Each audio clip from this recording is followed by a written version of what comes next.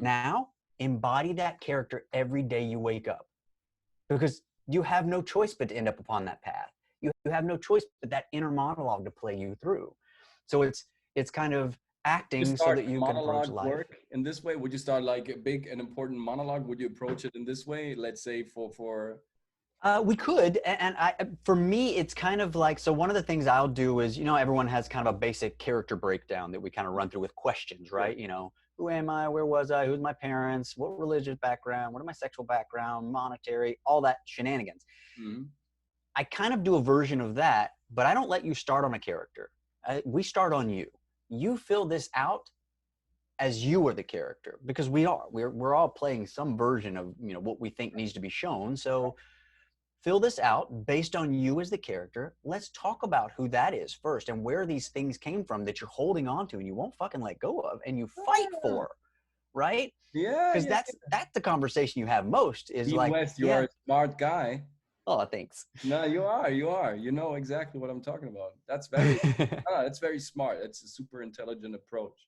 And I think it takes the fear of the game and puts more steam into the action. It's beautiful. And I think that's a way for us to, again, like I will do one of the meditations I'll do in class, and you can take this one.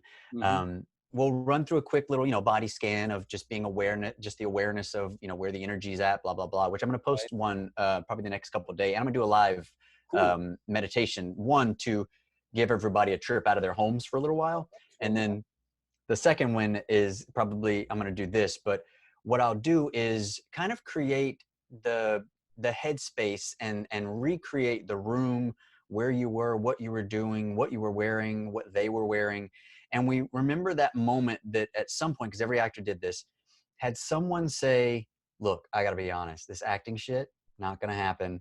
You probably should quit. I don't even think you're pretty enough to do this. And, it's really hard. You should do something else. Right? Everyone has some version of that happened at a certain point, yes. So I put you there in that meditation. And then once we've played that thing out and we heard what they said, we remember it, we're there, we are literally, I have students cry through this sometimes. Yeah, I can imagine. As they get there, right, we then change the story. Yes. That person's now telling you they love you. They're telling you how badass you are. They're telling you that you can do whatever the fuck you want because you are so fucking amazing, and they do nothing but support you. Though we don't get to see each other that often anymore, I want you to know that no matter what you do, I am so goddamn proud of you, and I want you to have everything you want. Then we take that same idea that we did as an actor, and we approach life with a whole nother level. We just fix that broken piece that has been fucking me up for years, right? And now we have this reattachment to that person that we have spent so much time hating. We spent so much time getting in that memory loop of you asshole. Investing so much energy and keeping it back from us. Mamma mia. Mama. And we push and we push and we push. And all that does is strengthen their push. Right. Well, your memory of their push. Because you're now the director of that whole scene. And you're the one that keeps bringing it back. That's not their fault anymore. They probably moved on.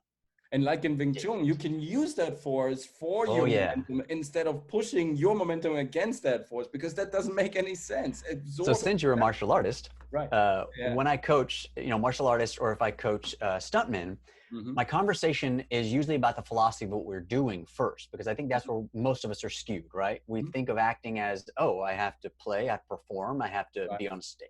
We think of state, we think of the acting of it. And which means we all want to act. And it's like, no.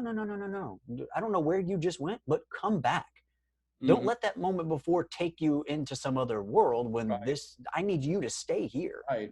That's where your truth is. Critical mass that you need to ignite the fuse. Right. So when I talk to martial artists, I say, if I went to punch you right now, what would you do?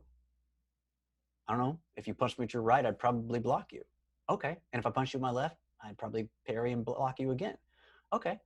And if it's, we'll talk in Wing Chun terms. So if we squared off and actually, no, leave that alone because we'll lose that. So when in the middle of this, Captain Sinner's like, yeah, this is what he meant. In the middle of the fight, where was your mind? my mind was focused on the other person, and my observation was connected to their source of some level, Mm-hmm. so that I could feel or predict what was about to happen just enough time for me to react accordingly, which I'm not thinking. Mm-hmm. I was given these tools, and the rest of that flow, everything goes with. So I can't think while I'm fighting someone. Funny, isn't it? When you're in a scene, you had tools. You got a crap ton of dialogue that I always say is jumbled in this huge box above me. Right. And in the middle of this, me fighting you, when you threw that thing, this word came, and I pushed back with it.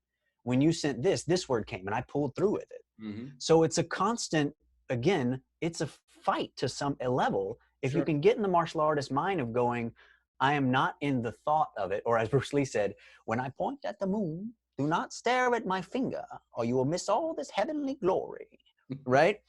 That's the thing. That is that objective that we are now after. I saw him for a second, and he was there, man. Thank you. Oh man, my dad was a huge Bruce Lee fan, so I grew up.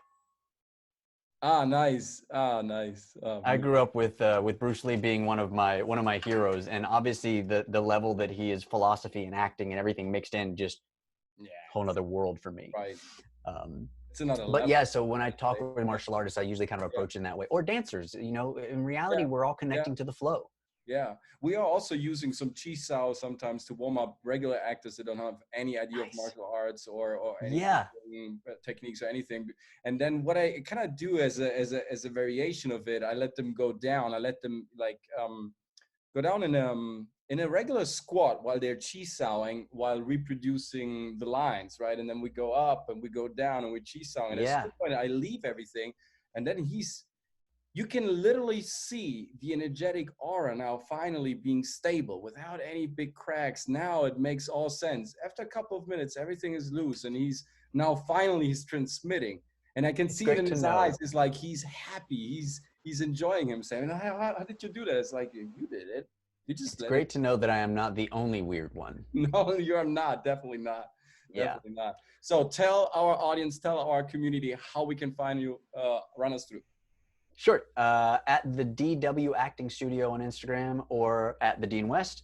And then I have a YouTube channel that I need to start paying attention to. We'll get there. Absolutely, my friend. We'll get there. And then just thedeanwest.com. I try to keep that as updated as possible. And when I do classes, workshops, online, whatever version I do, that's where you can usually kind of find the information. And you can, if nothing else, sign up for the little list there. Say again? You're based in New Orleans? I'm based in New Orleans. I travel a lot just depending on work. So it's either, a lot of times Atlanta or Los Angeles, just depending on what's going on at the time.